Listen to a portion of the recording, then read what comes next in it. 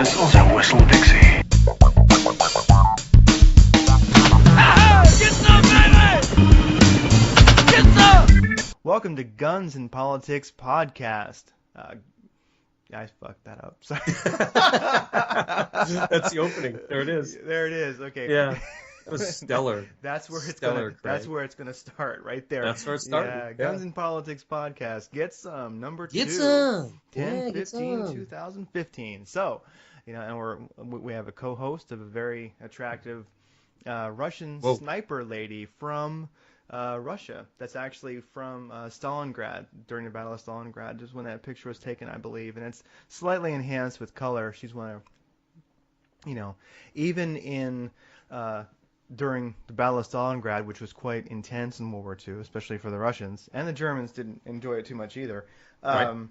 They still, the Russians, as totalitarian as it was, as little as life actually mattered when it came to Russian soldiers, they still, took advantage of the photo op. They still realized that you could actually, motivate the troops with a little bit of, good propaganda. Like, hey guys, we're winning, and check this sexy pinup lady with the Mosin. I wonder if that was colorized. It was colorized after the fact. Yeah, it's Okay. originally black and white.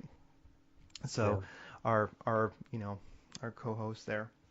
Yeah, and I'm sure a lot of people that are into guns and whatnot know this, but for maybe those who are listening because of the YouTube channel, which is under frickin' siege right now by the your ilk, My ilk. your ilk, the troll ilk.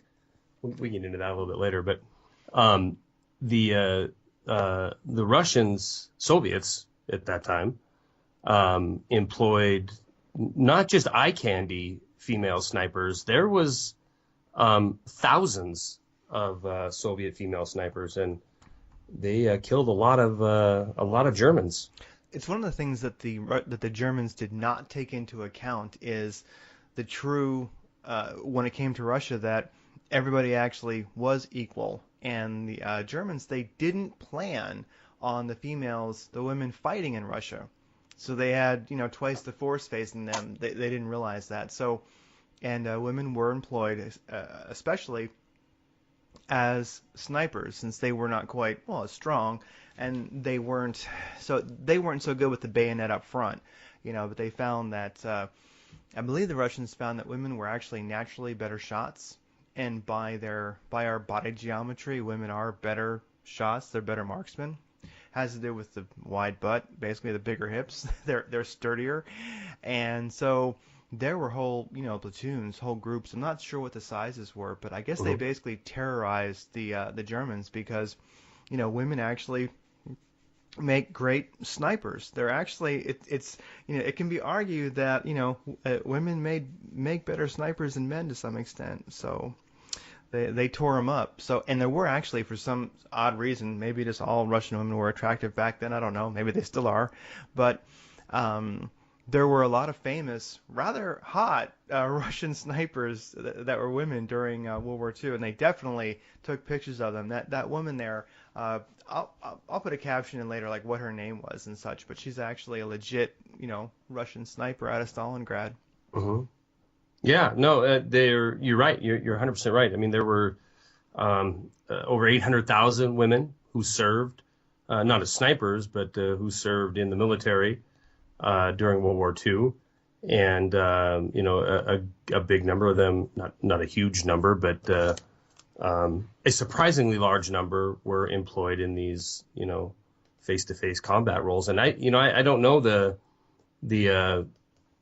I guess effectiveness differences between a male and a female sniper. I know the top female sniper had well over 300 kills, confirmed kills.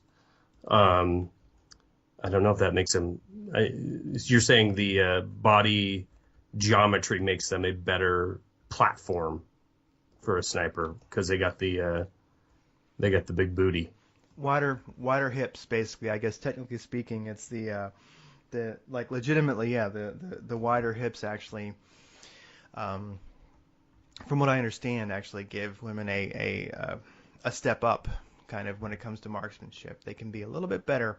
And if you think about it, if you watch a woman shoot, you'll notice that they have a wider butt, wider hips, and that gives you a slight advantage. They have a better frame for it. So, so the Sounds Russians, made up, Craig Simpson. It sounds made up to me. I'm not making it up. So Stalin was like, all right, you want equal rights? You got them. Get your ass out there and shoot people. Yeah, I was just reading a quick little blurb here. 89 women received the Soviet Union's highest award, the Hero of the Soviet Union. Mm-hmm. I was trying to get a number together. There's a bunch of pilots that were women. That is extremely progressive considering the year and the era that was in. But I think it probably goes a long way to show the desperate situation that the Soviets lost 20 million people in the Great Patriotic War, as they call it. Yeah. We hear it in politics now, all hands on deck. Well, that's what it really looks like. That's what all hands on deck looks like. Man, woman, it doesn't matter. You guys are bunking together. You're killing together. You're dying together. And so I'm imagining that the not so attractive ones, the one that looked more like Joe Stalin than this lady that's going to be gracing the podcast. I imagine the not so attractive ones never made it to the propaganda reels. Probably not. But, I've actually, and I have a collection of pictures, but there's also a ton of them out there online of Russian sniper, like a female Russian sniper teams. I'm not sure what their units were called or what the size was, but it's probably like roller derby where they had exactly they had the crazy names. Yeah, like bitches from hell or bitches something like that. Hell. That's what the Germans called them. Yeah, bitches from hell. Yeah, yeah, that's what they called it. And they tore them up because they really mastered camouflage.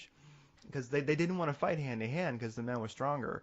So right. they really wanted to keep that distance advantage, and so they were really mastering camouflage and being right next to the road, right next to an area where the Germans were going through. And once they passed and put a couple hundred yards, past them, they would just pop up and start shooting them in the ass.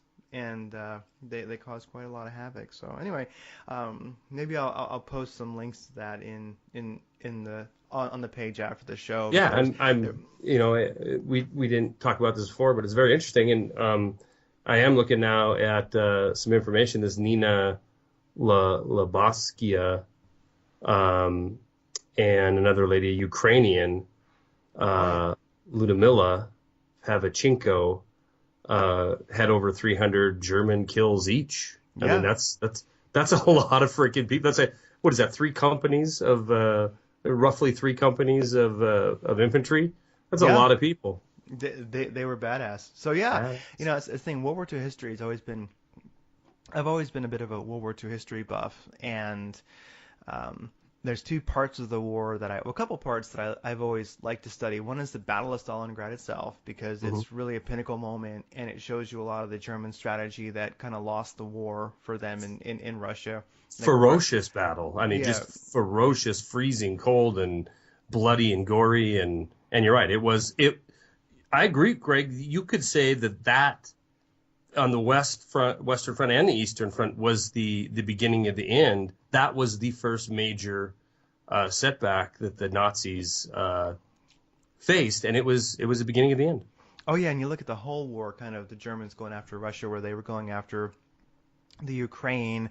There was that big operation Barbarossa, I think it was called, and they lost. Then they went back in, and so it's there's something about I have found that some things as we get distance, we lose them. So some things historically, as we get distance from them, we lose them. But some things as we get some distance from, some things historically that we get distance from, we actually gain more, we learn more. So actually World War II, if you're a bit of an historian and you like to study World War II, as time is passing, we're getting to learn more about it, which is kind of not as common. Usually you things get lost, but one of the greatest ways to study World War II, I found, is there's so many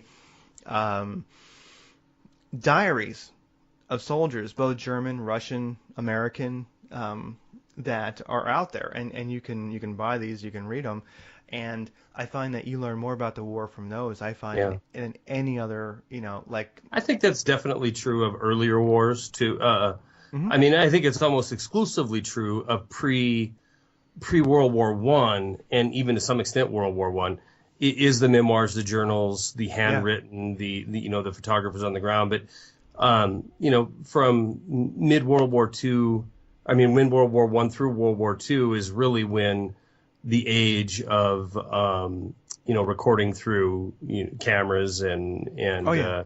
not just still images, but the video camera. I mean, it really went a long way for us, all these years later to be able to recount. And but you're right. I mean, you get prior to that, and you have to, if you talk about the Civil War, well, there's some pictures out there, but you really got to rely on these personal testimonials. Unfortunately, what we have going for us now, if you're a history buff, is that it's not necessarily only going to be presented by the victor. I mean, you can see actual empirical evidence from the German side, from the Japanese side, to whereas if we were just relying on historical archives of memoirs and journals, a lot of that crap might not have survived the occupation of Germany and Japan. Oh yeah, and I think it's funny. Well, since trolling might be a topic later, I can tell you one thing. One situation where I get trolled all the time, where people give me a hard time, is if you really are a World War II history enthusiast, and one of the things that I've studied is, Germany. Like, what were the people? What was the culture of the country as Hitler came to power, and before he came to power, and where did he come from? Because a lot of times people will say things. So I've gotten totally trolled and flamed for some of my statements. But one thing is, people like to say, yeah, well, first of all, there's a great book out there called Memoirs of a Confidant, and it's somebody that Hitler communicated with a lot. That was part of his party, basically, in government. I forget exactly where he's at. I'd have to grab the book, but I'll put a link in about it. But it's called Memoirs of a Confidant. It's not in print anymore, but it's an amazing book, and it covers like 1940 to 43 or something like that. And it's all this correspondence and conversations this guy's remembering that he had with Hitler. And you can really get to know Hitler, through this book, and it's really kind of a diary almost, a collection of letters. And so, if you get into reading, so if you learn about, the more you learn about World War II history, especially if you take on, Germany, Hitler, the culture at the time. Something I've gotten, almost physically attacked for saying is, people love to say, well, for one thing, realize that like 15 million Germans died, and a lot of those were, and the vast majority were civilians. I mean, Right. the Allies bombed the fuck out of every city, and they didn't have to. It was vengeance, really. Those were not military targets. It's like we know about, Hiroshima and Nagasaki. Well, that isn't shit. Not to I'm sorry about that, Japan. I'm not putting it down.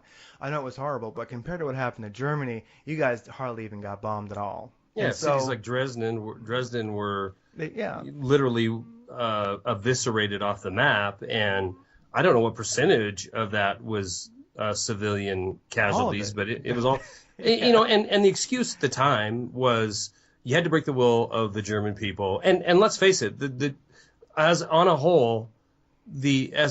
German people were sold out to the cause. Now, history as a vision of 2020, right? We sitting here in the future looking back, and it's really easy for people to say, well, those damn Germans, how do they get so buffaloed? And my answer simply to that is, really? Really? Oh. Look around, look at what Yeah. the United States is doing right now around the world, and the majority of the people in this country are supporting it. And that's the part that I've gotten a lot of trolling on, is I'll say that, realize for one thing, there wasn't YouTube back then, okay?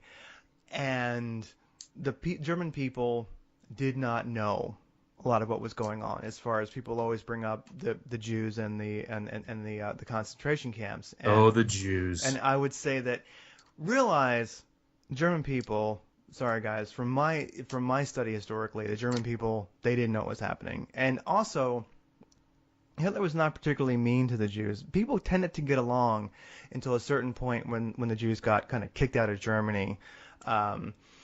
And people will say that, well, the Germans kind of deserve what happened because of what they did. And I'd say, look, listen, and this is what I know I've frustrated people with, is that we as Americans have a lot more control of our government right now, and we can stop what it's doing. We know what it's doing if you care to know. Like, and we're not stopping them. And so, like, the German people, did they have, for one thing, they didn't know what was happening, and they had less power to do anything about it than we have.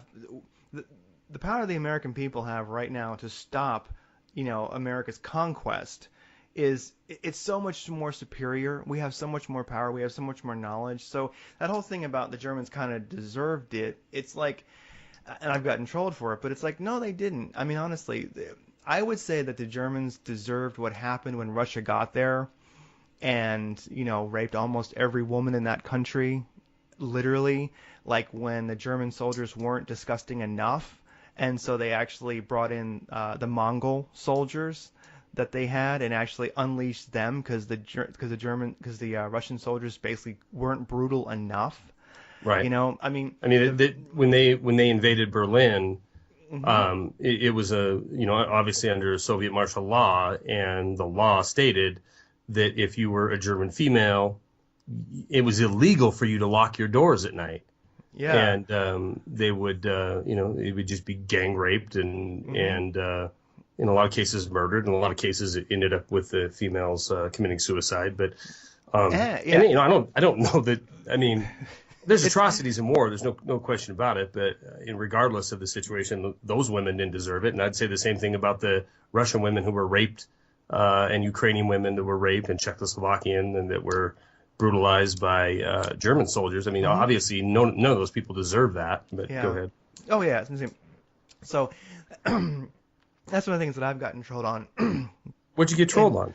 Oh, well, just saying that because when you bring up that Germany, yeah, people will say, well, the Germans were those people they wanted to kill all the Jews. They wanted global conquest. Because Hitler's idea ultimately was kind of an EU Mm-hmm. as it exists today, but run by a Nordic, naturally, as he thought, kind of superior race. He felt that like people would want to be ruled by the Germans. Kind of like what happened now. Yeah. So the thing is like the EU today any more or less fucked up than his vision?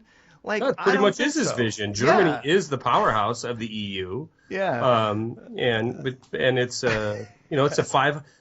People think of Germany, Italy, Spain, and they don't realize that for all intents and purposes, Europe, if the shit hit the fan tomorrow, right, and the whole world came flying apart, and to each, everybody's on their own, and we have, the United States is with Canada and maybe Mexico, we're the North American unit, and we're fighting Europe for whatever reason. The EU is 500 million strong. It's bigger than the United States. It's bigger than North America, and its resources are gigantic.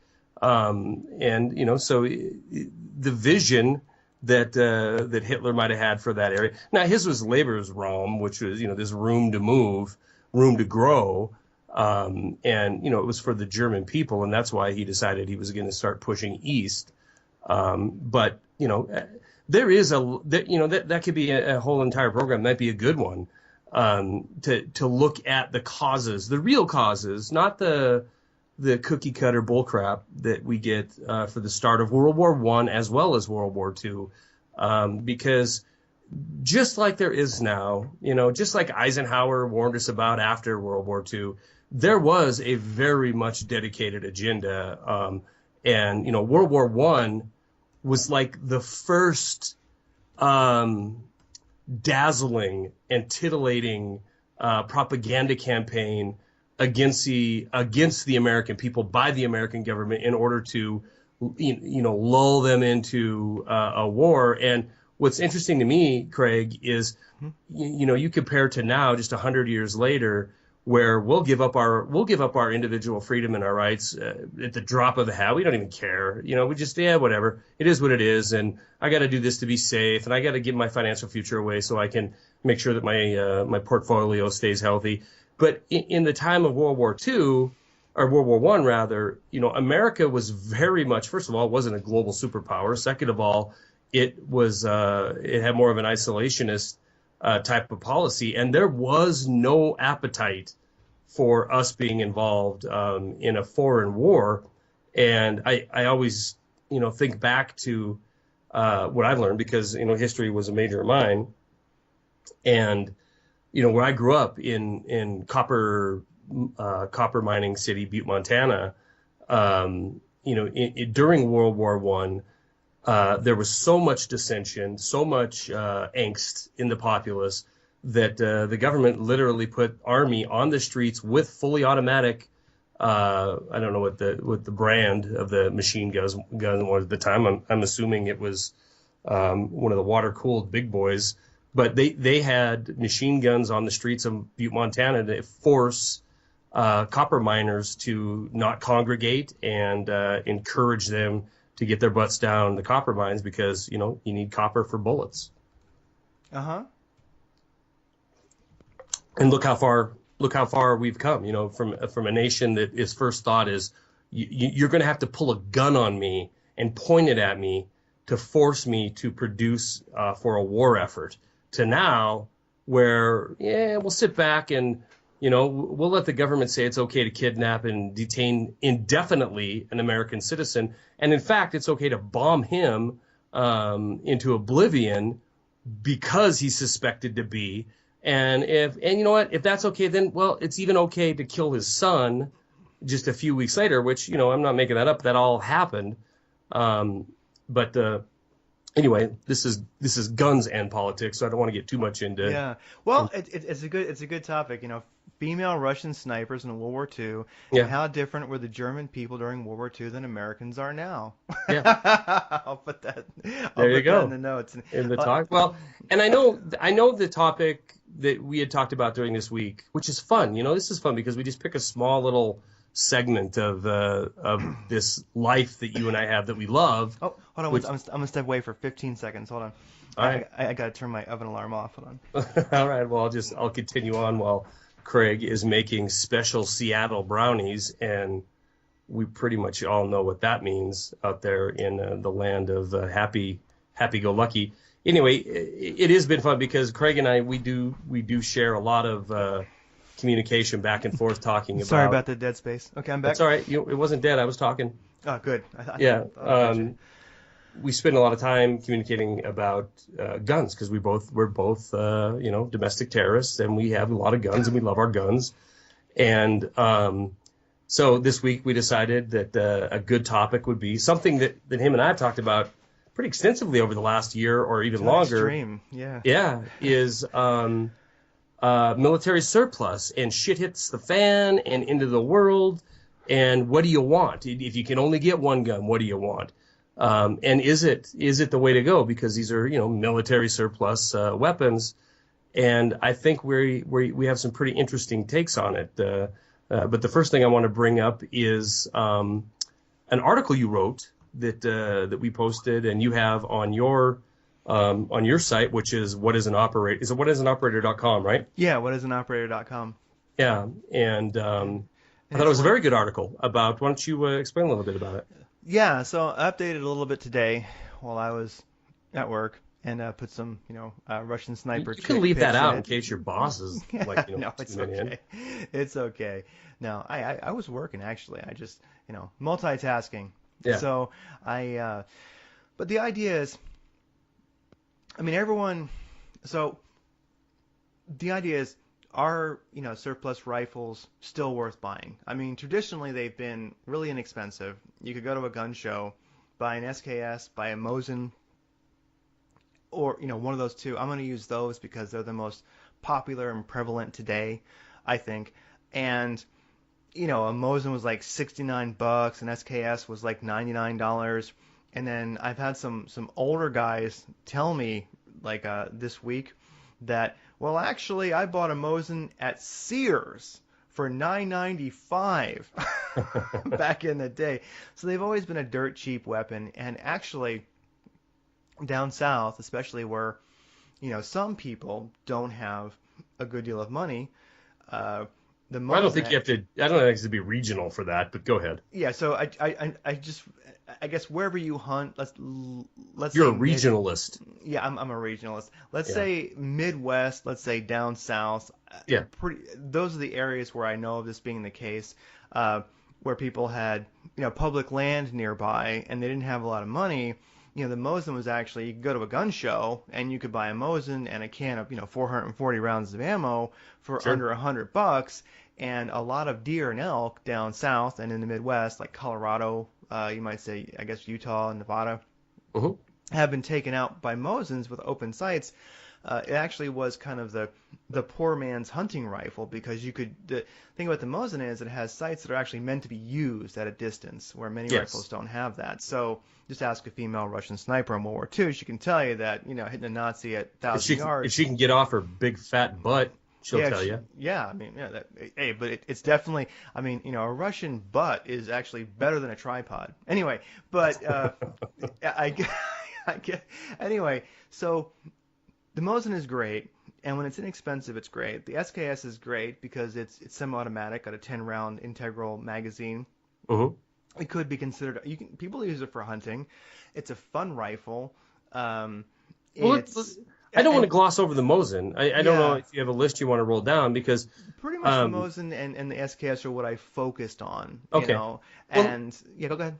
well, no, I want to chime up on the Mosin a little bit. Yeah, because, go ahead. Yeah, do it. Because I own a couple of them. In fact, I almost bought another one today, Doomer Craig. Oh, right on.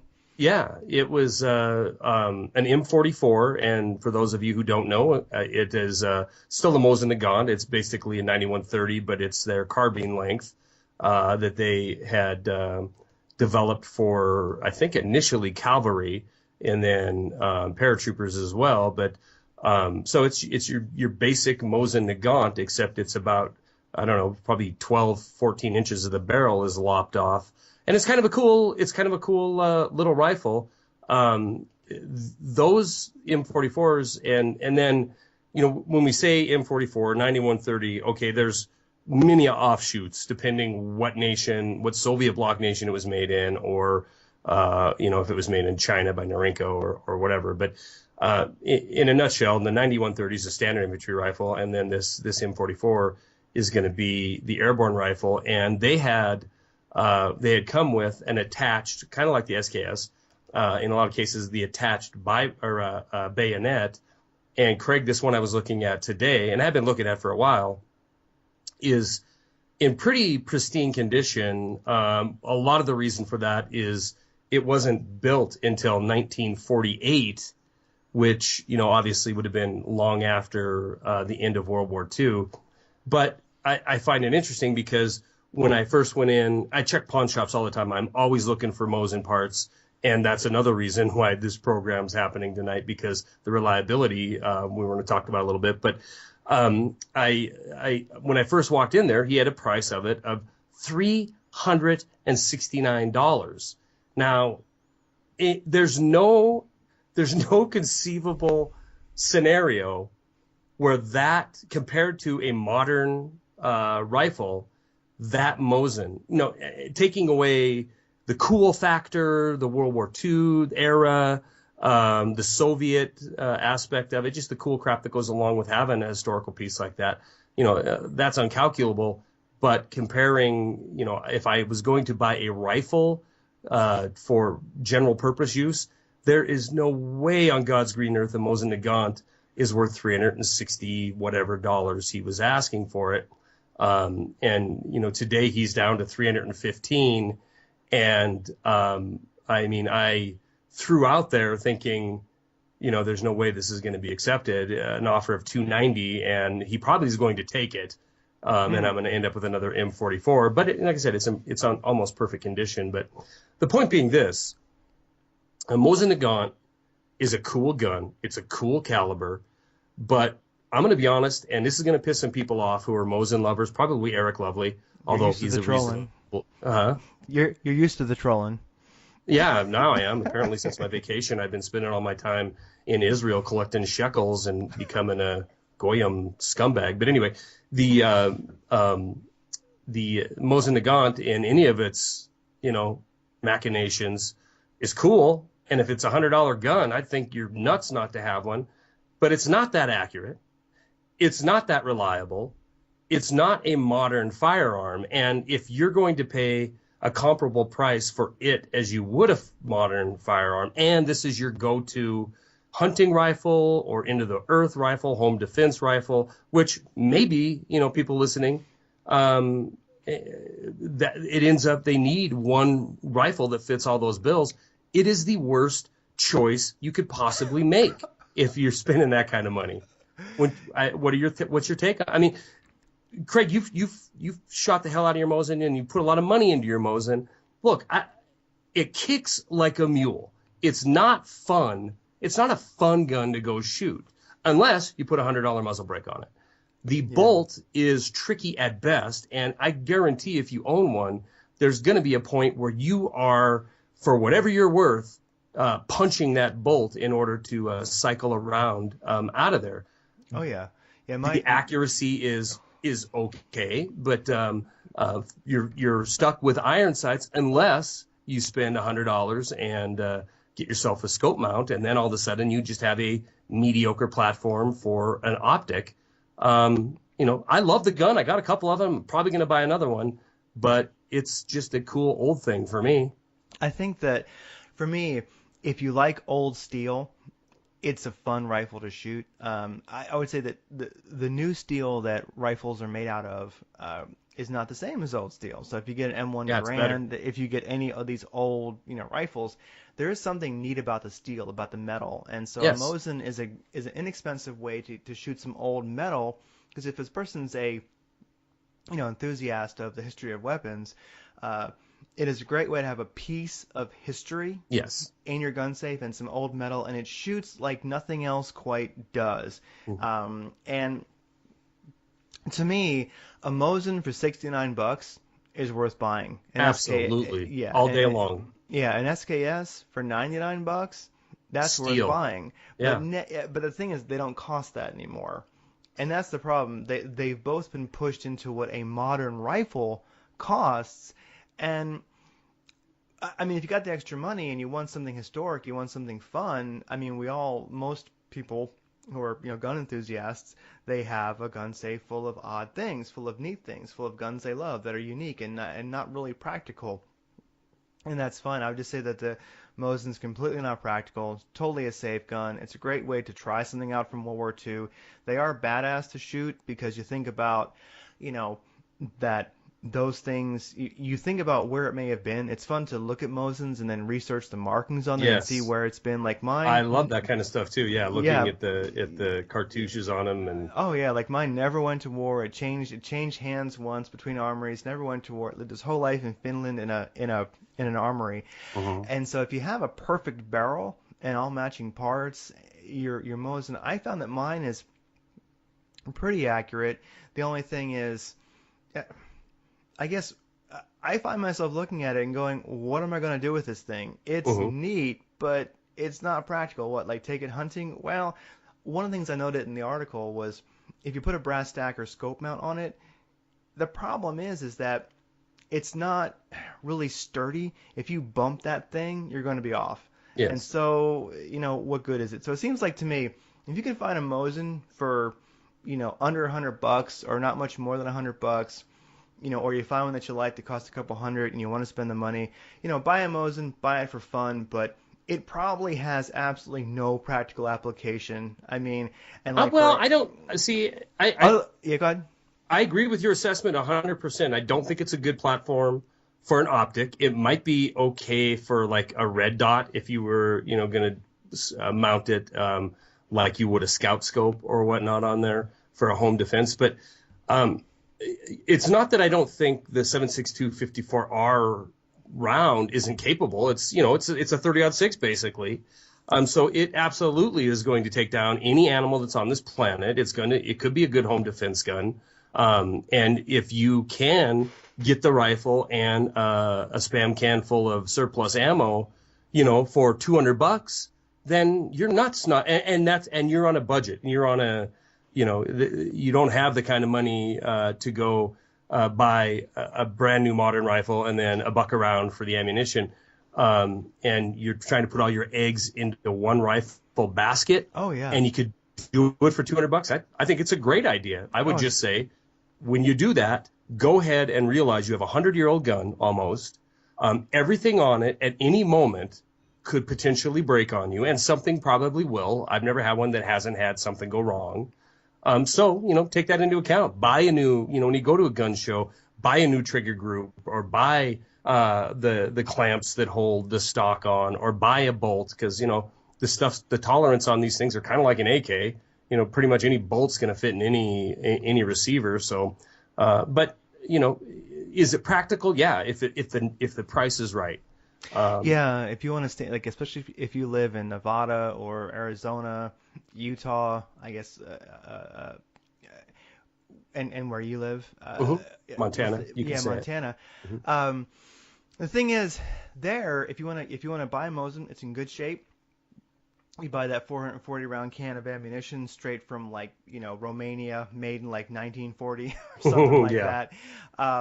Then, and you want to use your steel sights, just leave it as it is, as you bought it, and shoot some targets at 200 yards, 100 yards, and just enjoy just shooting it. I find a limb saver really helps if you stick one on there with a recoil. Mm-hmm. Have a great time, yeah. But it's kind of like, I look at it like going to see a movie. Going to see a movie these days costs a lot of money. So I look at it, but we pay for it. It's entertainment. So I think a Mosin is entertainment, and it's some badass history. And when you shoot one, every time I shoot it, I can't help but think about sexy Russian snipers in Stalingrad. No, I just mean the Battle of Stalingrad. You're talking about the women, right? About the women, yeah. Yeah, okay. Yeah. No, just kidding. So I think about... There's a certain respect I have for that rifle. I mean, when you think about, the Germans had superior weaponry by far. Yes. And the Russians held them back pretty much with a musket retrofitted with a bolt. With a bolt. With a bolt. And that's Craig, amazing. I need you to talk for 15 seconds because I got an alarm going off. I'll be right back. Okay, no problem. Yeah. So while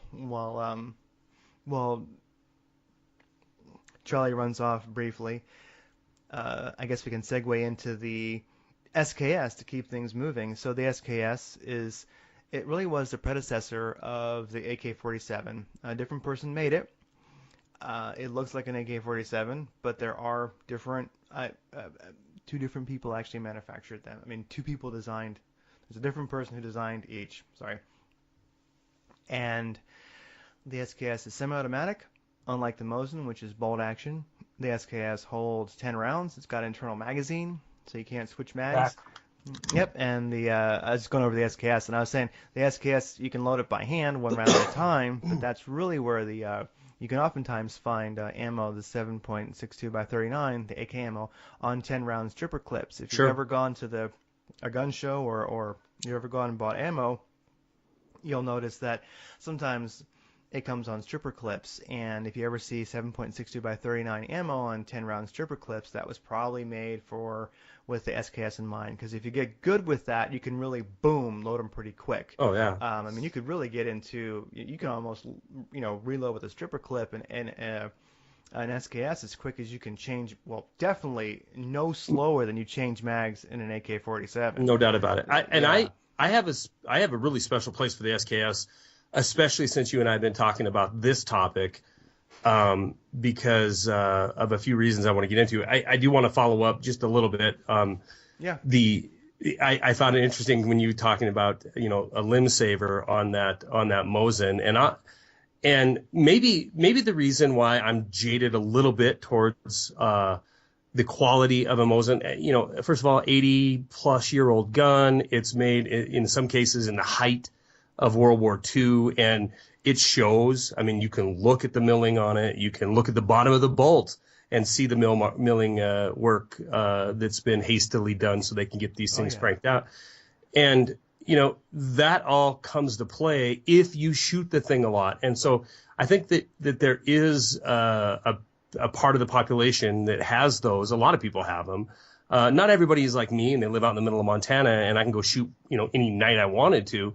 I shoot my guns a lot. And the Mosin I found in every case, the more you shoot it, the more you're out there putting rounds through it, you're going to have something go wrong with it. And if nothing else, you're going to be beat to hell because if you're shooting the full the military spec round, it is a brutal round, especially when you get into like that M44 I'm talking about, that little shorty.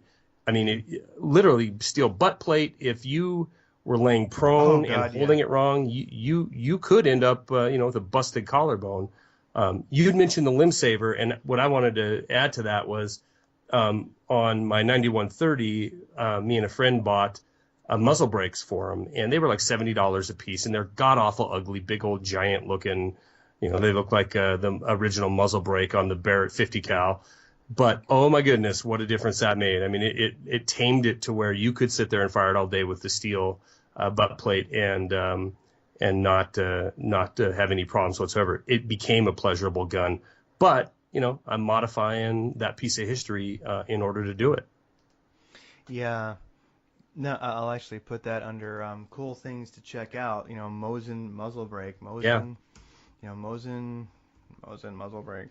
Yeah, and I'll get you the name of the company. It's Texas something or other, but not too difficult to install. They kind of just bolt on. You don't have to thread it. And I think it was $70 or $80. And I would say it brings the recoil down to a level that is not much greater than like a 243. I would say is what it feels like. And then if you have a nice limb saver on there, you wouldn't feel a thing. Yeah, because the stock is kind of short on a Mosin, and same really as an AK and an SKS. They have these short stocks, and so I mean that might make it a lot more pleasurable to so shoot your vote, for sure. So your vote on the Mosin as a general all-around rifle, I guess GP, general purpose. We're going to defend the home with it. We're going to bring home deer with it, and we're going to fight the next American Revolution with it. And it's a good choice for that. If it's how many dollars, Craig? Under 200. Under 200. I agree with that. Yeah, I think it's good. And sometimes I have seen people send links to me where they're somebody's selling a batch of Mosins from somewhere for $100 each. So I bought them for $75. I mean, they're I recently bought a sporterized one for $75 and turned around and sold it for $150. So I was going to keep it for parts, but yeah, and a year ago I bought one for $125. So they're still there, but if you go into your gun store or pawn shop that carries them and buys them, it's pretty hard to see them for under $200 anymore. Yeah, I mean, I bought one that I consider pretty perfect. It was really all matching numbers, very pretty. It's a nice looking Mosin for sure. And it was like $169 at Cabela's. Cabela's got a big shipment of them in, and that one was the best one out of the batch, So no, actually, what caught my eye was that Cabela's got a big shipment in, and I forget what they were going for, but I found one on the other side of the rack that I thought got misplaced, and I picked it up, and it cost a little more. And it was actually a private sale, and so actually I got mine from somebody, I don't know who it is, through Cabela's, and I got kind of a beautiful one for $165 or $169. So I'd say, how long ago was that? Oh gosh, 3 years ago, something like that. I would say that maybe 2 years ago. I'm not exactly sure. So I would say that, I got one within 2 to 3 years ago that is probably as nice as you're ever going to find one for $169. So I mean, it is something to go out there and bargain hunt for sure. It's just tough because when you start looking at limb saver, muzzle brake, it's almost like the moment. Another caveat I would add is that if you can find it for under $200 and you just want to shoot it with iron sights and you can find a nice can of ammo for it for a good price, then go for it and have fun. But the one thing is, part of the surplus rifle, part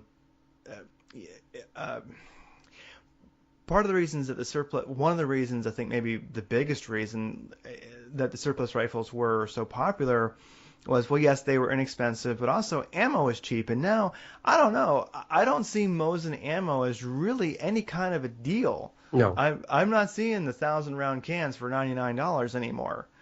And Right. I think it's been a while since then. So if you look at a Mosin, I don't think you're going to get Mosin ammo any cheaper than 308 ammo for the most part, as far as like just garden variety, cheap, If you can find, if you do stumble, and I still see them, if you do stumble onto a spam can, what is it? Is it 470 rounds in there? Is that I what think that is? like there's one that's like, I think one of the ones I see often is 440 rounds, Yeah, and those 440. those really are the surplus, like from back in the day Right. boxes. Those are going to be cheaper than even like a Tula or Silver Bear or whatever.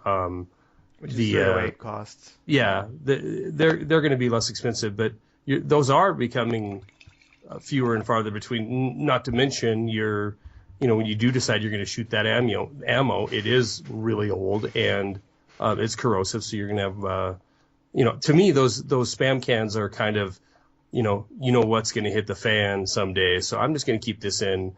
This is going to go in the pickup or in the camper along with the Mosin, right? Shove it in the corner, and I got something if I need it. Yeah, I think Mosin's like back when you were buying them for $69. If you wanted to, I actually don't know anybody who's done this. And if I have done it, I wouldn't admit to it. But I actually don't know anybody who has ever buried a rifle and ammo like in a PVC pipe. Yeah. I don't know anybody who's done that. But if you wanted to do that and you had a place where you really thought it would not be disturbed, That would be the gun to do it. and you could buy one for $69, and you could buy 1,000 rounds for $99. That now maybe you're talking, Yeah, as long as it was still in its original Cosmoline, I think you could pretty much just throw it in there in the dirt. they can dig it up in 1,000 years. And Yeah. you're like, oh look, it's still perfect. So when you bought your Cabela's Beauty, had it been cleaned up, or was it a Cosmoline nightmare still? It still had some Cosmoline on it. Okay. So somebody had cleaned it some. Somebody definitely shot it, but the rifling was perfect. The thing was in really, I'd say, pretty much perfect condition. Mm-hmm. But there was some Cosmoline. I boiled it. Yeah. I actually put it in boiling water, and that's how I got it clean. That's the only thing that really got rid of it. And also, if you like surplus weapons, I hope you like Cosmoline, because you're going to become intimately acquainted with Cosmoline. Yeah, it sucks. That's for sure. But it is. I mean, it is the reason why we can get 80-year-old weapons that still are functionable. Yeah, I mean It works. because they're packed full of Cosmoline. Yeah. Yeah, I'm agree. I'm going to say that on that same question, what's the value of it before it's not worth it? I don't even know if if you're going to get it and that's going to be your primary weapon, you're going to want to shoot it and be proficient with it. So I don't even, if that is your general purpose weapon, not your collector's item or anything like that, I almost think it would be impossible to buy a Mosin Nagant 9130 with full strength ammunition. I keep saying full strength because you can find surplus target ammo. I don't know if you've ever fired that, Craig, but it's just a really low powder load, and you have virtually no recoil with it, and that's fun to shoot. But I mean, you're not getting true representation of distance and power. But if you're going to be shooting regular size, what are they, 150 grain bullets, you're going to have to do something. You're going to have to get a limb saver on there or a muzzle brake if you want to shoot it more than 3 or 4 times on an outing, because it's just, I'm not a tiny guy, but it hurts. It hurts. And, things that hurt, you tend not to shoot as much. So I'm thinking 150, let's say 175. I think it's a way to go. If you find one for 175 or less, then you should snap it up and then own yourself a Mosin Nagant. But I love the history of them, but we're talking a little bit more practicality now, and it's hard for me to see. Well, here's an example. Here's why. Before the program tonight, I went down to a sporting goods store that I've made a lot of friends there because I've bought a lot of guns there. But here's an example. This is a Savage Axis, right? A modern entry-level rifle by Savage. That the caliber that I grabbed was a 308. I didn't buy it, but I was looking at it. This was a package deal where it was a kind of crappy 3-9 Bushnell scope on there, but still scope, rings, rifle. Yeah. And it was $329 for that package, plus I think it was a $40 mail-in rebate.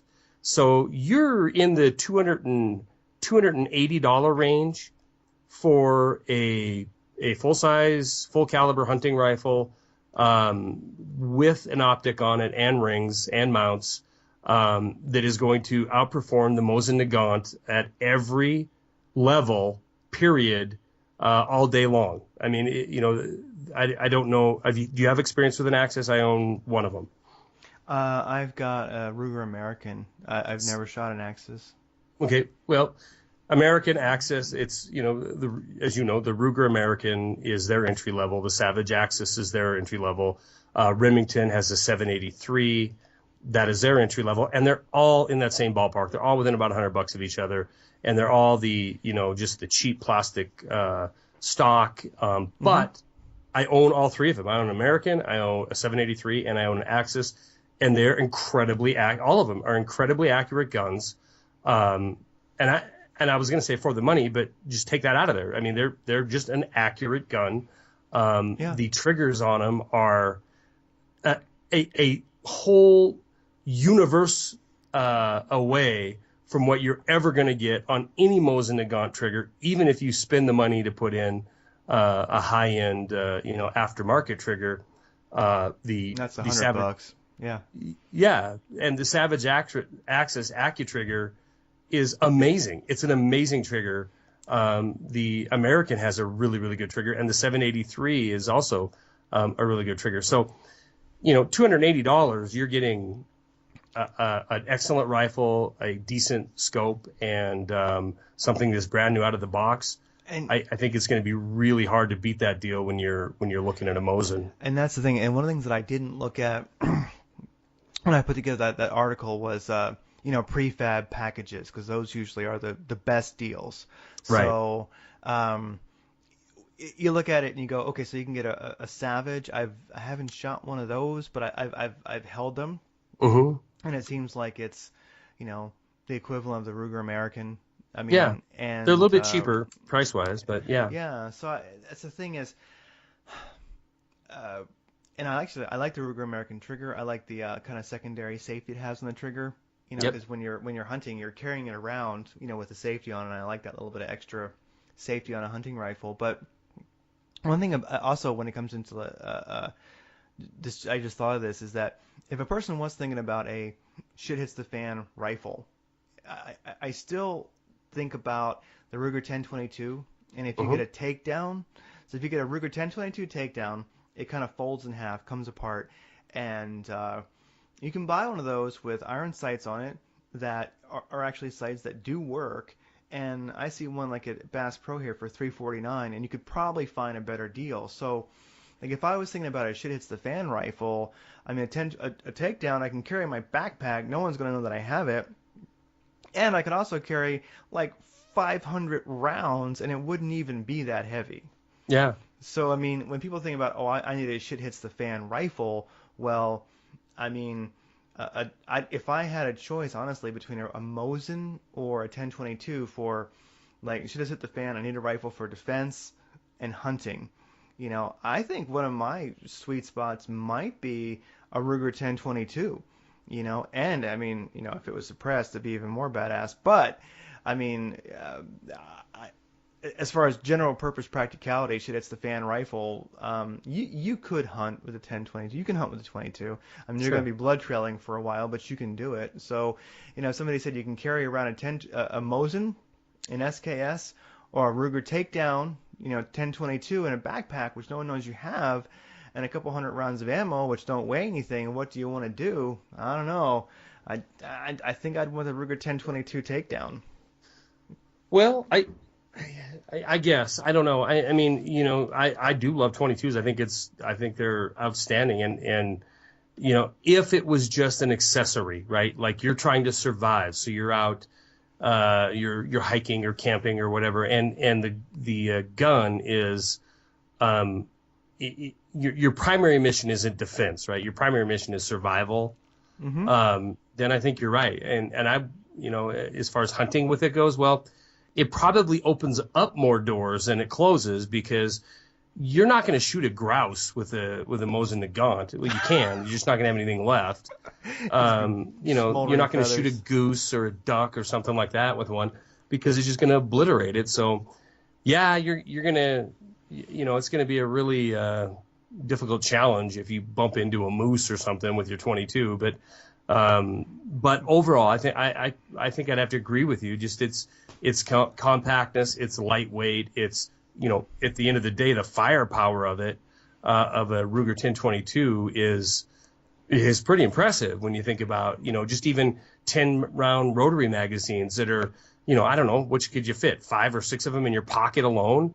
And you can get 30-round magazines that work pretty well. Yeah. For it. Yeah. And you can stay on target. Like if you had an optic on there, a red dot, or you had a scope that would work Mm-hmm. at close quarters and out to a distance. I mean, let's say you do level on a deer, and this is kind of shit that's hit the fan. So you're not exactly hunting as responsibly as you usually would. You're gonna Sure. get your first shot well placed, and you're gonna shoot the crap out of it and keep it in your sights. And you could Right. you could do that with a 10/22 and a nice scope. Yeah, I don't. I mean, it's certainly not ideal. I mean, No, not at all. Yeah, I mean, you'd almost. I mean, it'd almost be incumbent upon you, not for any kind of humanitarian reason, but just for common sense, that if you're shooting at an animal, a big animal like that with a 22, you're probably going to want, to try to get in a position where it's a headshot, because you need that food, or you want to be out there doing that, and B, I think a body shot is going to have a high probability of wounding it and maybe never seeing it again, or whatever. I know this, that I've shot, I believe I've shot 3 deer and 1 antelope in my life that I have found slugs in, that I've found bullets in, and wow. None of them were 22. They were, the guess is anywhere from a 243 on up. I know one was a 30-30 round because it was like halfway intact. So yeah, you shoot them in a muscly area of their body with the 22, it might kill them, but it might be a month later of an infection or something. But overall, including defense, I think, the firepower that they have, not to mention, the fact that, it is a very versatile, fast moving, gun, a platform that would have some defense capacity. But so yeah, if you're surviving, packing, hiking, trying to make your way home, trying to make your way to a different location, and you're doing it in a vehicle or on foot, I think it is a good choice. I mean, it's something you could train with, pack it up, put it in your bug out bag, and kind of forget about it. Just leave it there with a couple hundred rounds of ammo, and it would always be there. So yeah, as far as would I pick that over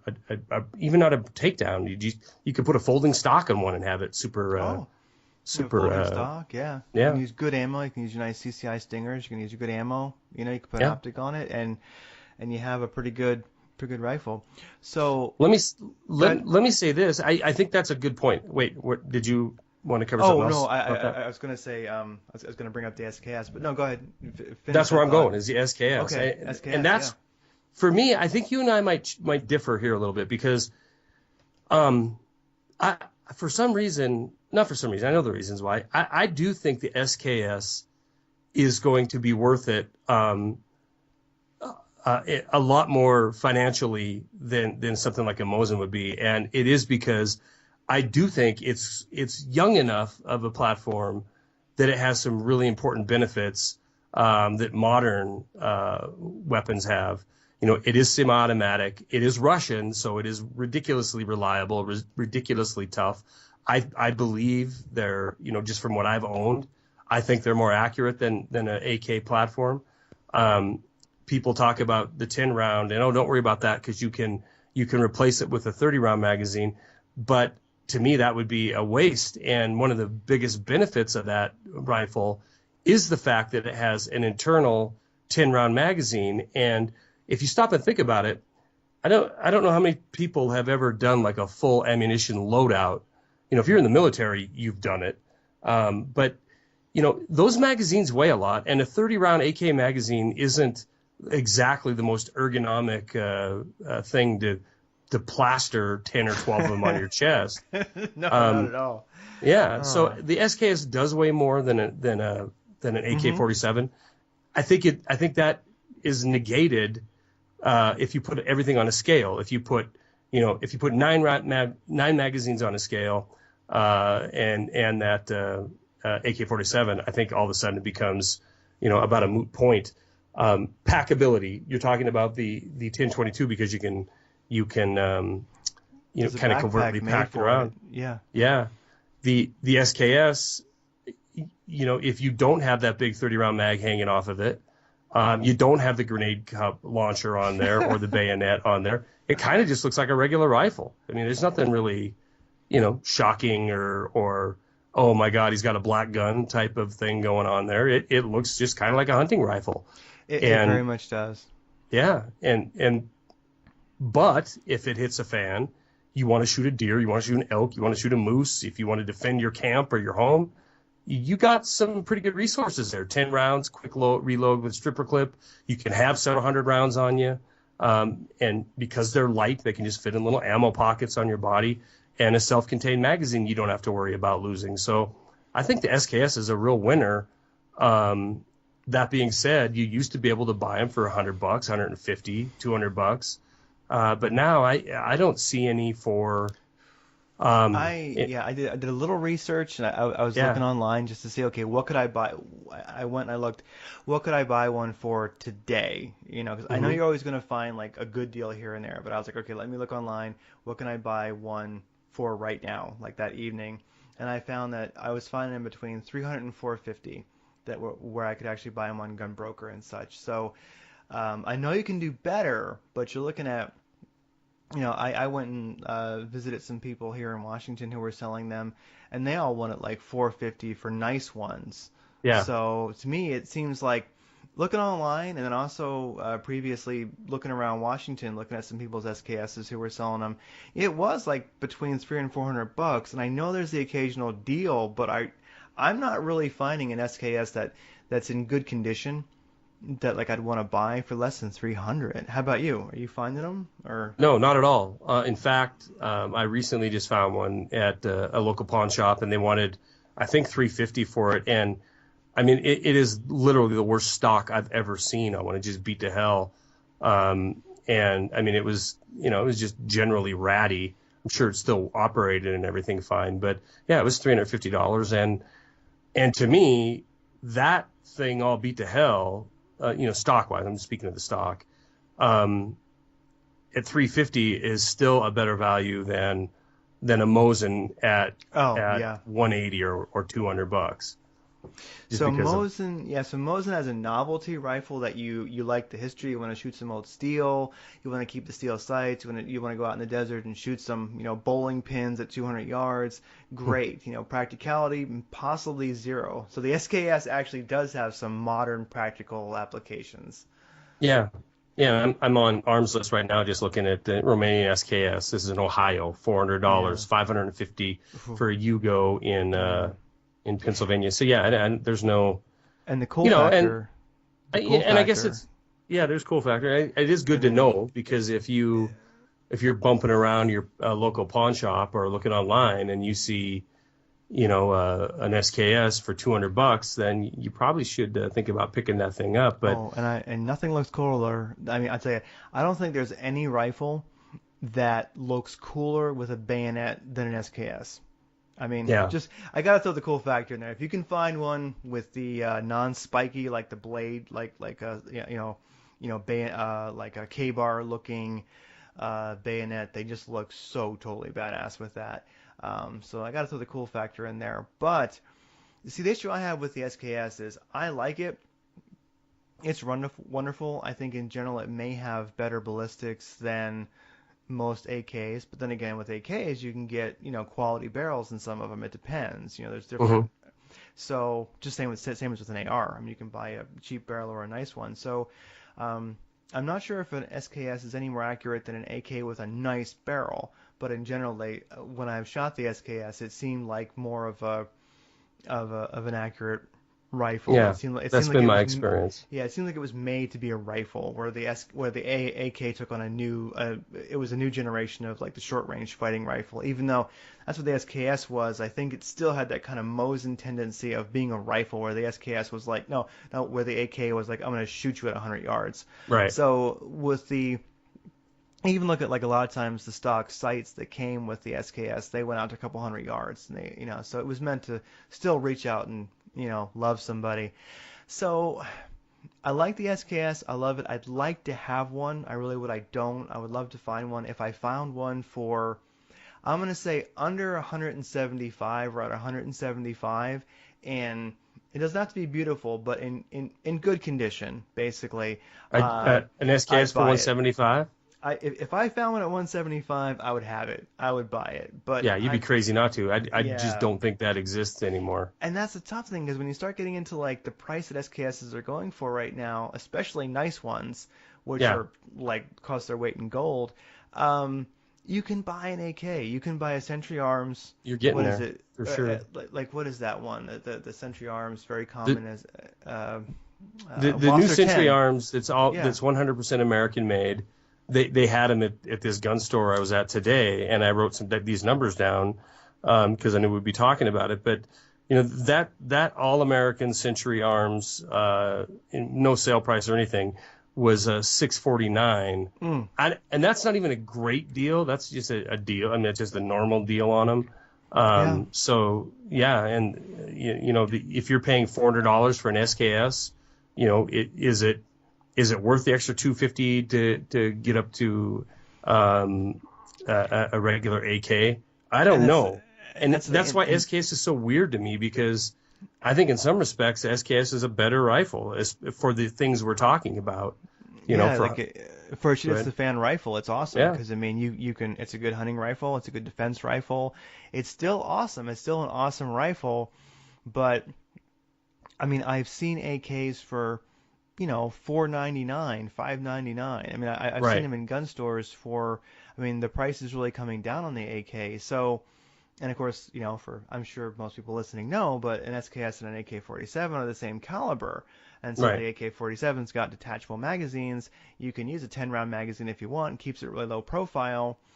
Some AKs look a lot like rifles, and some look a little bit more nasty. But I mean, if I had to pay $450 for an SKS, or $499 for an AK-47, and it was my it's the fan rifle, then I'm going with the AK, because that really is. I mean, it's still the AK-47, even though it is an old rifle at this point. I think it's still a modern fighting rifle. I Sure. mean, it's still used all over the world. Yeah. So that's the problem with the SKS. I love it. I want one, but it's like, if you can just swipe your credit card a little harder, or reach a couple more $100 bills out of your pocket, you can get an AK-47 if you want to go the 7.62 a route. I mean, or once you start getting into 300, 450 out of the box, I mean, for an SKS, if I look at a little article that I wrote, so let's say looking at SKS between 300 and 450 just to get the rifle, no optics yet, you can get a Savage Axis. I saw those for $630. I saw them for $363, and you put a $100 scope on there.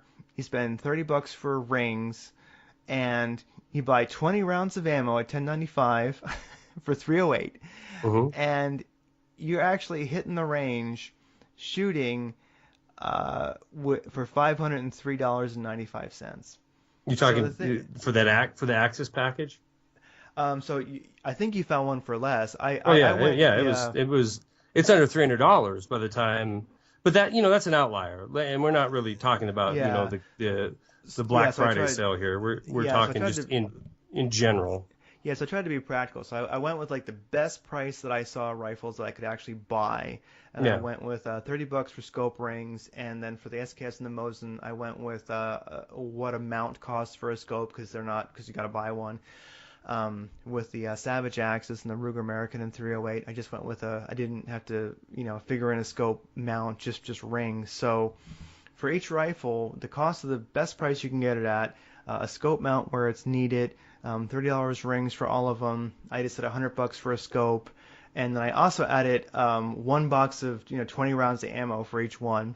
hmm Because I'm thinking I'm gonna buy this, I'm gonna have the gun store put the scope on it, and like zero it for 100 yards for me, best bet like they'll do sometimes. A lot of times you buy a rifle, they'll put the scope on it for free sure. right there at the store. Why not? It saves you a lot of sighting in hassle, especially if they're good at it. So I went to the store, I bought the rifle, had the scope put on, zeroed at 100 yards, bought a box of ammo, I'm going to the range. So for an SKS, if you got lucky and found a good deal on one, that's 481.48. hmm For a Mosin, that's 446.95. For a Savage Axis, that's 503.95. And for a Ruger American, that's 599.95. So it's tough because those prices, I mean, really, and that's assuming you got a great deal on a Mosin or an SKS. Right. Best And deal, so, best practical deal you're gonna find. Yeah.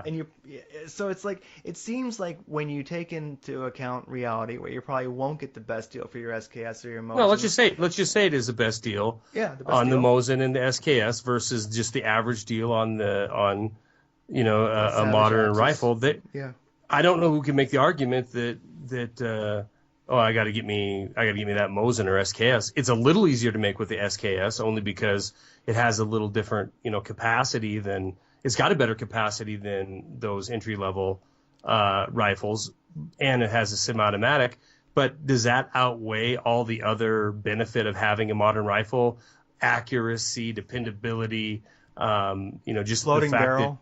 that, yeah, right. Yeah. Better trigger, better barrel. No, I don't think it does. I mean, so I guess in a nutshell, you know what? You could throw into that category too, Craig. What's that? We're talking modern entry level rifles, and we'll call them hunting rifles, but you could even throw in modern entry level AR-15s. I mean, that same yeah. store tonight, the prices I checked on it, $529 for a DPMS Oracle, which is it's a decent AR-15. Mid-range, So good. We'll always shoot. Yeah. yeah, and there you put the same scope on there, so you're about $600 for that as well. So yeah, so I guess you're we've still whittled it coming down to in. this. Yeah. If you're going to get into, and that we're talking Mosin and SKS. Obviously, there's billion other crap. surplus. The Springfield 03, the Garand, and the list goes on and on. U.S. and Allied as well as Axis surplus guns that you can pick up, and I would love to have some of them just because they're cool. But to think that I'm ever going to harken back to the day and that's going to be my battle rifle or my home defender, I don't just think it's realistic, and I don't think it would do that great of a job at it.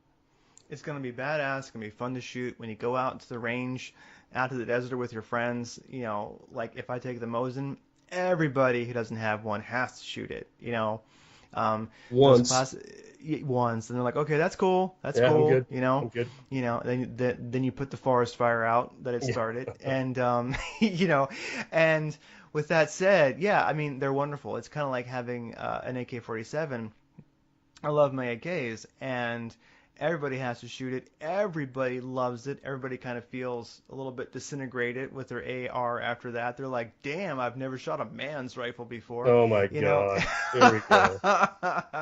Talking about trolls, and so it's kind of fun. I don't know. it's I think the SKS and the Mosin are wonderful. One thing I can say about in this whole situation, we're talking about the Mosin, the Savage, and the Ruger that I looked at.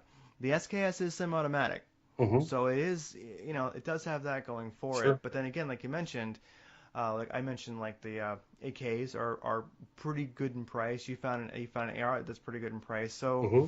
you can find a much better semi-automatic, fighting rifle caliber. Yeah, and if you decide you're gonna, and the thing with the SKS is you can trick it out and basically turn it into an AK. I mean, it's going to have the 30 round magazine, adjustable stock or folding stock, a little different piston system, but still the piston system. Yeah, And stays if you do clean. that, then all of a sudden you're paying more for the thing than you are for just going and buying a brand spanking new, just made today AK-47, for $600 or 550 or whatever. So Exactly. And one of the things that I worry about something I just thought of that I worry about with the Mosin, and I'm not sure how prevalent this is or how often it's happened, but it is old steel. They're made in a hurry. Not all of them. I mean, some of them may have imperfections. I have seen a couple cases, not personally, but I've heard of them and I've seen pictures of them, of Mosins exploding. Just the bolt, like it's old and it explodes. It breaks. The barrel cracks. And well, I and can, that's you got an and 80-year that's old gun or hmm older, and yeah, and depending when it was made, and if and that could be bad. And yeah. so one of the things that I that could be bad. And some people have been, I don't know of anyone who's been seriously injured because they were wearing eye protection and such. But one guy had to go to the hospital and get stitches in his hand, but there was no real damage, just a cut. But it is something that has slightly jaded me towards my Mosin is that like this thing is old, it was made in a hurry, and it might blow up because they do. I Right, don't really know of any modern. I don't know of any, and it could have happened. I don't know, but I do not know of any Savages or Remingtons or Rugers that have blown up. You right. know, um, and that's something I do worry about because people will sometimes put those pictures online. They'll put the YouTube up, and I'm Well, like, let me put your holy mind at ease. crap! Let me Yeah. put your mind at ease. There's been some ridiculously huge amount of number of Mosin Nagants, Yes. 9130s and M44s that have been produced. And I really think your odds of being in three airline crashes is higher than having that happen with the Mosin. I mean, they are pretty much, their design is, um, for the peasant to pick it up and use it and to be, safe for him to use. But, with anything, even in 2015, 2000, what was it, 2013, we had a big Remington recall because there was triggers that were automatically firing. And, Hmm. so I'd be more worried about the SKS slam firing than I would the Nagant blowing up. But yeah, it's like anything. Shit's going to go That wrong. that is totally true. That is totally true. Well, I think for this evening, I'm going to skip the legally justified deadly force part of the show. We'll take that Good. on as like Hate as like a that. headline for a future one because that Hate that that is a lawyer whole talk. yeah that is a whole show and it'll be a good show in the future. So Definitely. what's nice about the show is we're already lining up guests and lining up Yeah. topics. So that's actually good. And in fact, I Yeah, talked to Eric last night, and I invited him next week because I heard. uh, I listened to it. okay, good. Then the premise of that program. And that'll be fun. Yeah. So if I was gonna like follow the usual segments, there's like the like news, what's pressing. Then there's Hmm. like the guns that Craig wants this week, guns that Charlie wants this week. Yeah. Then just cool things to check out. And so the gun that I want, if we're done with the military surplus rifles, are they still worth it? Kinda is my take I'm gonna on it. say no, they're not. They're not worth it. If our application is anything other than cool. Other than fun and shooting some old steel, Yeah. they probably are not practical and they're No. not cost effective. I think when their cost effectiveness went away, when Mosin started costing more than $69, and 1,000 rounds of Mosin ammo was more than 99, and then when the SKS was more than 169, 150 or $99, I think unfortunately, to me they lost their magic because that was what they really were worth. They were Yep. inexpensive and fun, and now they're not. Um, so the gun that Craig would like to have this week, and it's there on the site if you refresh, I put it in there. Smith and Wesson model M&P 340. So Smith and Wesson, as you know, the M&P is a damn fine semi-auto. Well, they Hmm. also have an M&P, of course, AR line, which just means they stamped M&P on it. But they have an M&P revolver line. Go ahead. Sorry. That's fine. And a musical intro for the Yeah. M&P, revolver line. They're black. They look cool, and they have a concealed hammer, so they don't get caught. And there's something recently. I can't exactly explain why, but I have thought about here in Seattle. If you're going to carry, you want to deep conceal. Once you get out of Seattle, once you're even out of, you can still be in King County, but when you're in Seattle, you really want to deeply conceal. You don't want to be seen carrying a gun because it's just not cool to be like, bending over to get some tofu in Whole Foods and have somebody see your, Springfield Armory XDM9, grip come out of your pants. Somebody will, you will scare the fuck out of somebody probably, and you might get swatted. So it's just a bad idea. So in King County, in general, but Seattle specifically, you want to conceal carry. Once you get out of King County, you can open carry in Washington, and people will say, "Right on, brother." But where I live, it ain't the case. So, one of the things that I thought about really deep concealing well is a revolver. You can carry it down the front. There's some great holsters for them. And I put a link to it. It's basically the Smith & Wesson model M&P 340 and 357 because I think that is an amazing character. I mean, amazing caliber. They also, I think, they have this model in 9mm, semi-auto. So you could actually, go that Wait a minute. route. It's a revolver, though. It And just fires a 9mm parabellum yes. round.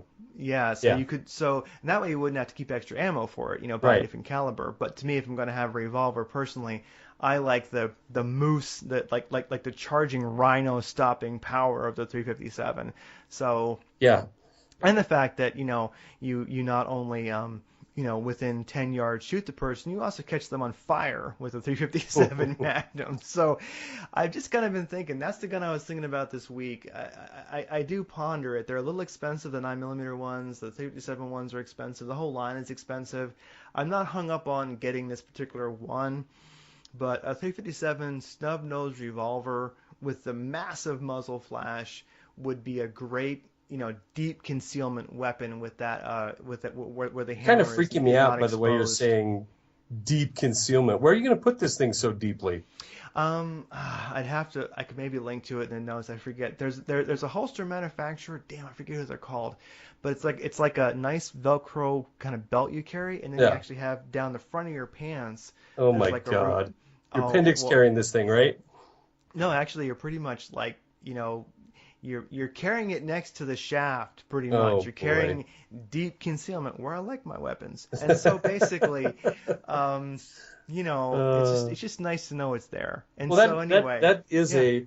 Now, have you? Is this? I got the link you sent me, and I haven't done any reading on this thing yet. But is it a lightweight frame then? Yes, lightweight Okay. frame.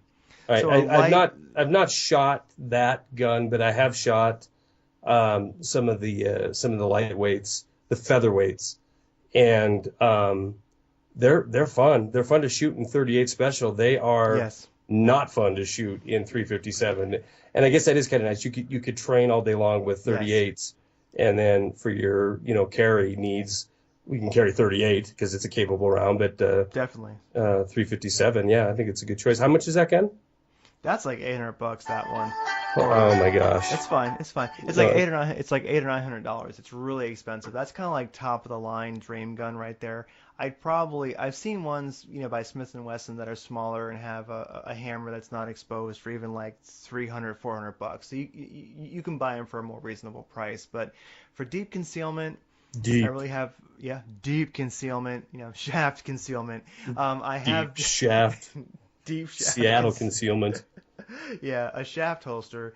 I am pondering the revolver. I mean, it's not so good to carry a gun that you don't train with, but the thing is, I think we also have to be practical. I mean, we can't live in, you know, you'll go mad if you live too tactically, and Yeah. my gun of choice is an XDM9 by Springfield Armory, but at the same time, and that has a 4.5-inch barrel and everything. I like carrying a nice big one, but when you're going to Whole Foods, when you're going to places where I'm not saying I do this to anybody. I'm just saying if you happen to go places where you should not have it, in Seattle, you do not want to be seen carrying it. And this way, I wouldn't have to even be self-conscious about it at all. And I'll link to the holster that I'm talking about that goes down the front, and I found that it's really comfortable. And also, the holster, oh God, I forget what it's called. I will link to it. It's a good around the house holster Mm-hmm. because you can wear it down the front or you can wear it around the back, around the side, and Mm-hmm. it has a nice big elasticy kind of band that you can adjust. It has Velcro on it, and you can carry your handgun in there, and you can also have an extra magazine. And personally, that's what I garden with. That's what I that it's kind of like having like some slippers and a robe. That's like my comfy holster. And so anyway, that's my gun of The the lazy week. man holster. I like it. Yeah.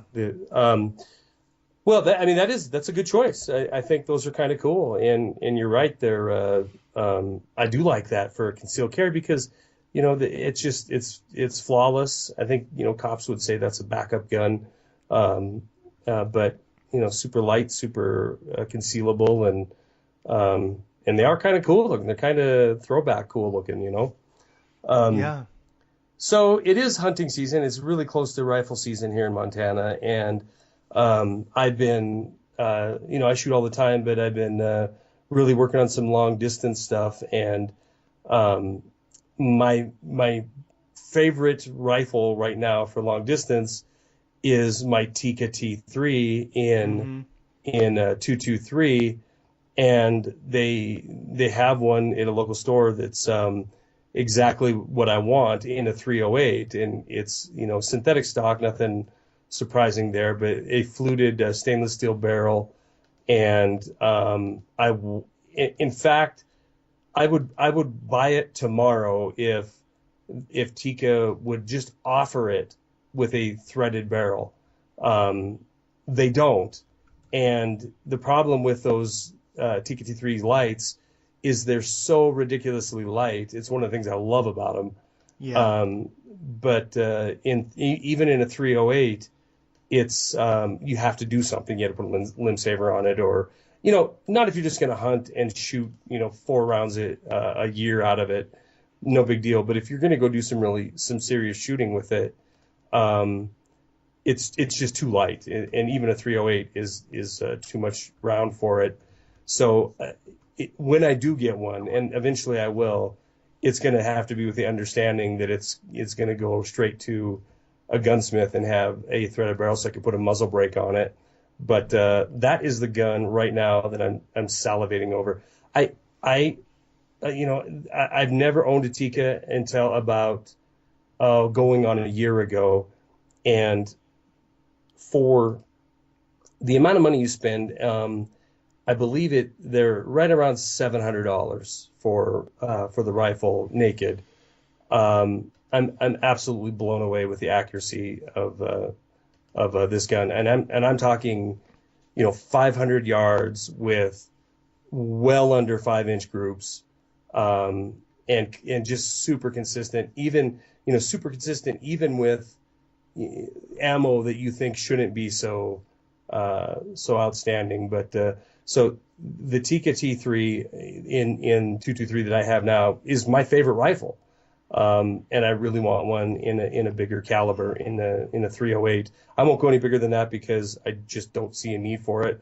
Plus, my philosophy is I'm absolutely going to keep rounds that are utilitarian and that I can fire a crap load of.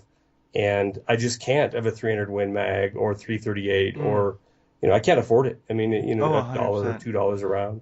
Yeah, I So, found some. Yeah, I think that's the nice thing about 308 is I found some. I know I've mentioned it before, but I found some, mil spec ammo, for in 308 that's like I don't know, $8 a box or something like that, or maybe even seven, right. and it has the exact same ballistics as It's like 149 grain, and then it actually ends up being the exact same ballistics as 150 grain Hornady deer killing ammo, Uh-huh. basically. And so the thing is, I can work out and get my barrel hot with the cheap stuff, then and I know it matches the ballistics of my good ammo. Yeah. And I'll always buy a batch, like like one batch number if I can of 308 of the mil spec, then of the Hornady, just so I know that there's not going to be any variation. And I'll just so no, I think three. I love the Tikka. They're wonderful rifles. I know somebody's got one in 270, and Hmm. it's a really sweet rifle. I mean, I almost got one instead of my Ruger American, but I got the Ruger American instead. But I could see myself one day graduating to a Tikka because they are, um, like as we're talking about, modern rifle versus surplus. If you wanted to get a modern rifle that is, well, really really nice, I mean, you start looking at a Tikka, what, 600-700 bucks, and you've really got a fine barrel Right. and a really nice stock. I mean, and you got something that it's going to shoot better than you. So, Absolutely. And so really, yeah, the firing group, the trigger on it is amazing.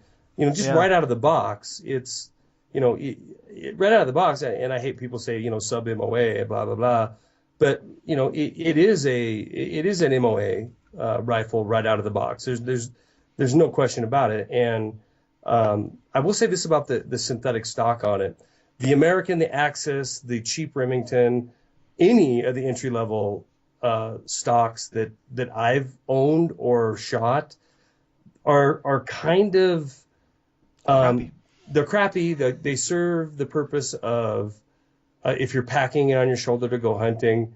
Yeah, My Savage as well as my American, as soon as I put a bipod on them, it has greatly affected the accuracy of the rifle because it's caught when the weight of the gun is causing the stock to touch the barrel.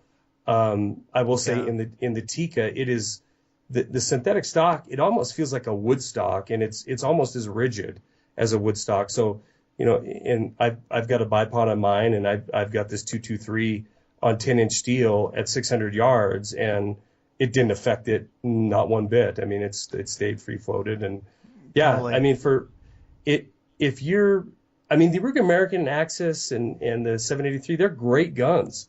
In fact, my son's 783 I put into a Boyd stock, and it does absolutely fine out to 400 yards, no problem at all.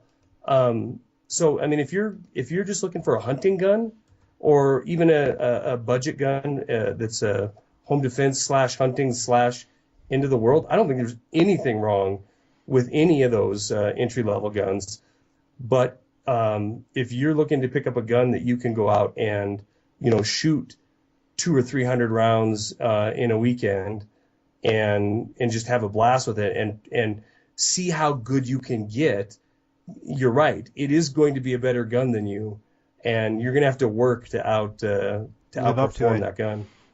And it's not that much Yeah, more expensive, for another couple $100, you're getting into it. I think you no, would no, have to definitely. spend. What do you think? You'd have to spend. You're probably spending another $1,000 above that Tikka to get something that's going to be noticeably more accurate and more reliable, I think.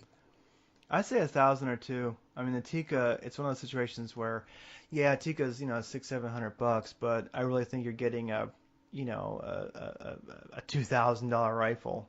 I mean, I think they're a good deal for the quality because I mean, in the end, I look at like with shotguns. I do a lot of trap shooting and duck hunting and such. And in the end, a shotgun is a pipe. I don't care how much you spend. I don't care how much you pay for it. To me, they're all about the same. But there are slightly variances. There are slight variances in the quality of that pipe, and there's variances in the quality of the choke, and it does make a difference. But with the rifles, I would say that all the entry level, Savage, Remington, Ruger, their threaded pipe is pretty good quality, good enough. Um, but when it comes to like, is the barrel really floating? It's like, it's a kind of floating barrel. You put it on a tripod and it's not so floating anymore. But the Tikka, for the price, you're getting the whole package. You're Yep. getting an extraordinarily good quality threaded pipe, and you're getting a stock that really truly is going to offer you a floating barrel.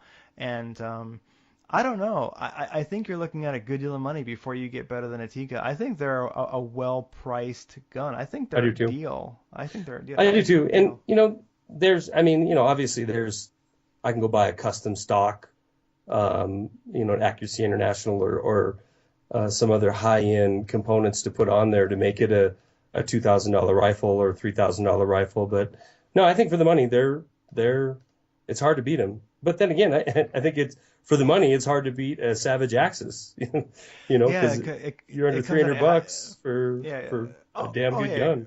It comes down to how good of a shot are you really? Uh-huh. I mean, it's like I would say that maybe getting past 400 yards, then you're going to start to see that real accuracy of the Tikka come into play and start to shine. Yes. You're gonna notice there's a difference between that and a Savage or a Yes. Ruger. Yes, and I But can attest to that. I can put a 10-inch steel plate at 350 yards, and with the Savage, I can be all over it, consistently. And if I miss, it's going to be me. yeah, And I put it out to 600 yards, then the accuracy of the two guns is absolutely apparent. comes into play. It's still within the operating parameters of that Tikka, and with the Savage, it's kind of getting out to where I'm sure people are listening and thinking, "Bullcrap! I've got my Savage Axis out to 1,000 yards." I don't doubt that for a second. I'm just saying, go out and put your target out there at 600 yards and sit down with 200 rounds of ammo, and shoot 100 out of each one, and tell me which one you think is going to, which one you think performs better. I've done it. I've got both of them, and I've done it with the exact same ammunition out of the exact same length barrel, and there's just no comparison. 300 yards, who cares? They're both going to do great. 600 definitely. yards, it changes it quite a bit.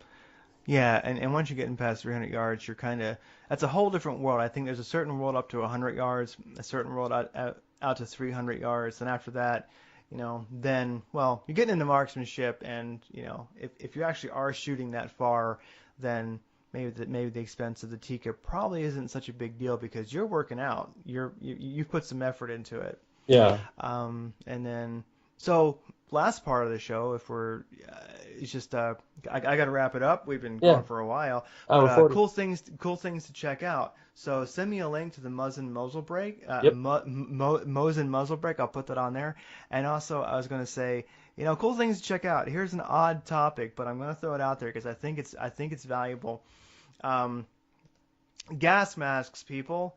Oh my God, you're weird. I know it's kind of prepper as crap, but look, gas mask. You can buy a gas mask that's surplus old but never been used in plastic with a filter that has never been used. Is pretty much as good as the day it was made. I linked to two of them: a Serbian Yugoslavian gas mask and a Russian military gas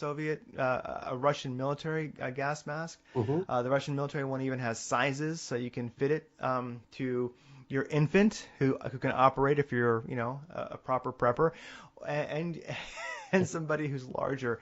So you're looking at $20, really for a gas mask that actually works. And if it's CS gas, if it's whatever the situation is. I mean, if you happen to just be in your city and you're just a peaceful protest, the next thing you know, the tear gas is coming, you can put your mask on and you can get out of the way.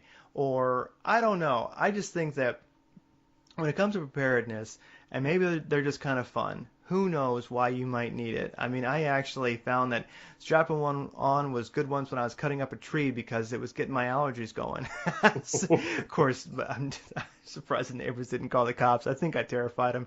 There's a psycho in the backyard cutting up something with a gas mask With on. a gas mask.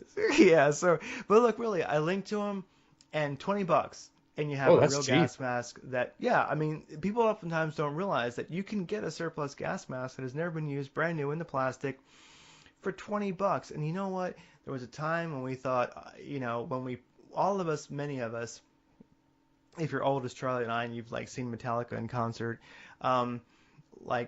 basically You've probably walked by a Mosin for $69 at a gun show. You probably walked by an SKS at a gun show for $99. Don't walk by a gas mask for $20. Because I think they may be the next thing we're talking about. How much, what would you pay for a surplus gas mask? Well, I don't know. If it was under 300, I'd go for it, So Well, it's something to think about. yeah, and I guess it is something that I've not thought about. I mean, I don't know what the particulate count is, but like in my emergency supplies, I have some beefier masks that have filters on them, but I don't have a bona fide military surplus gas mask.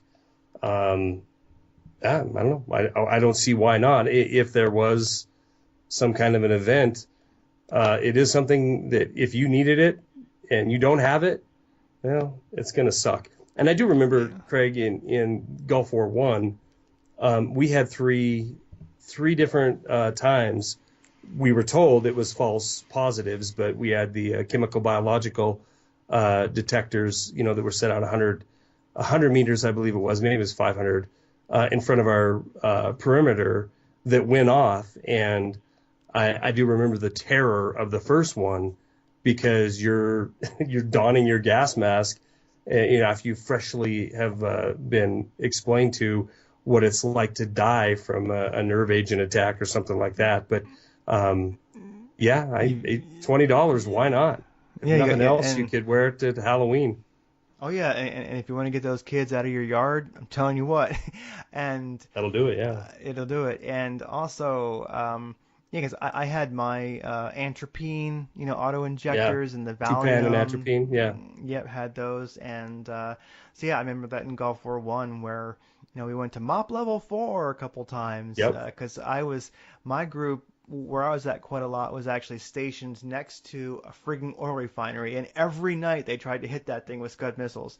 And we were constantly going to MOP level 4. We had like a Scud missile actually land like 500, I think, feet from our camp, and a lot of things like that happened. And so I was certainly glad to have my gas mask. If you ever need it, you really want it. Even, here's one. Let's say you live in an area where a forest fire could happen and you have to evacuate. Yeah. You might be able to breathe. So anyway, $20, if you're kind of prepper-minded, why not have it? It's fun. And then my last thing, and this is something that actually Charlie can speak to for sure. I like it. Actually, I think Charlie turned me on to it, is just Forgotten Weapons channel on YouTube. What incredible historical fun and cool love that shit. channel. Yeah. Yeah, Forgotten Weapons. He looks at a lot of forgotten weapons, but and then explains the history of them, and then usually does a breakdown on them. And you'll get addicted to it, and you'll be watching harmonica rifles or these needle fire guns, and it just things you didn't even know existed. But it's a really cool channel, so check it out. Yeah, and I did find that my kind of old man robe holster they called a Smart Carry, and I'll link to it. But yeah, Smart Carry, and it's so funny. If you go to the Smart Carry site, there's actually an old guy talking about Smart Carry. They have a YouTube embedded, and he's like, "Yeah, I like it. When I have the grandkids over, Mm-hmm. That's great." Yeah. So anyway, thanks everybody. Sorry. Oh no, that's what I was going to say. So if you want a comfy old man holster that truly does deep conceal and is comfortable to do your dishes in, do the laundry in, Smart Carry, they rock. Right on. I want to thank everybody who watched last week. I think we had about 400 people tune in and listen, which is pretty dang good when you consider how long it was. Keep the comments coming. Although I don't think old Dimitri will be commenting anymore, because he did not like a video I put out, and he said he was jumping ship. But that's a conversation for another day. But I do appreciate everybody who's listening to this. I don't know what we're calling it, podcast, I guess so. Guns and Politics. This presentation, and leave your comments and questions in the area down below, and we'll do our best. I want to thank Skybird Bird. When I came back after my little vacation and my little retirement, she was the first one to jump on board and say hello. She's been following my work for 4 or 5 years at this point. So thank you to everybody who listened in, and we'll keep it rolling. Yeah, and remember, I only troll you people because I love you. It's the ones that I ignore that I don't like. So anyway. Troll, and yeah, well, I've had enough trolls as well. You know, it's not that the troll that I have some troll action going on the last couple of days. Me and Eric, especially today, it's the fact of why they're trolling, and it's has a lot to do with very, very closed minds and very, very shallow thinkers, and that bothers me when I think about that being in this community. But you know, ignorance is everywhere, regardless of what community we call ourselves. So, but that's for another time. That's for another discussion.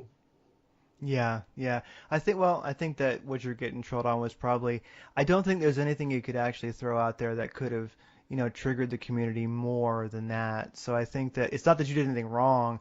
I just think that, I can say that, I know we're wrapping it up, but I mean, I know that I trigger people sometimes too. And, just remember, like for me, I am a climate change don't knower.